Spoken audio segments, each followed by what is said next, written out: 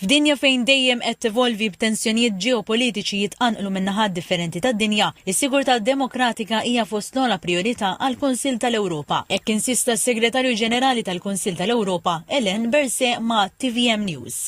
To have strong democracies, and that means then also strong protection for the diversity of opinion, for journalists, for the rule of law. To have strong democracies, we need to see that the world we are witnessing today has changed.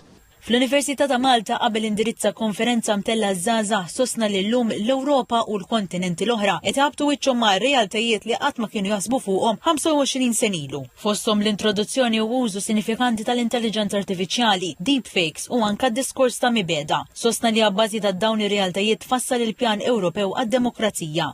We are developing a lot now in Europe for weapons, defense system, militarizing the whole continent, and that's legitimate in the situation we see today. But just imagine what it means to have a highly militarized continent and countries at the same time backsliding democracy. What would it mean for the day?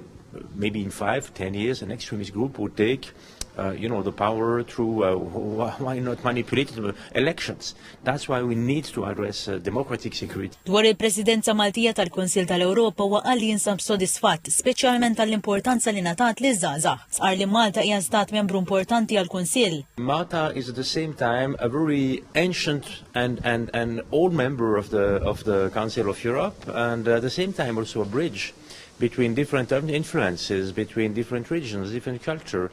Tem li dan il-fattur huwa wieħed b'saħħtu ħafna għax għalkemm kull pajjiż huwa differenti, il-kol għandna valuri simili u għan wieħed, l-impenn għad-demokrazija, l-istat ta' dritt u l-protezzjoni bisħieħ ta' drittijiet tal-bniedem.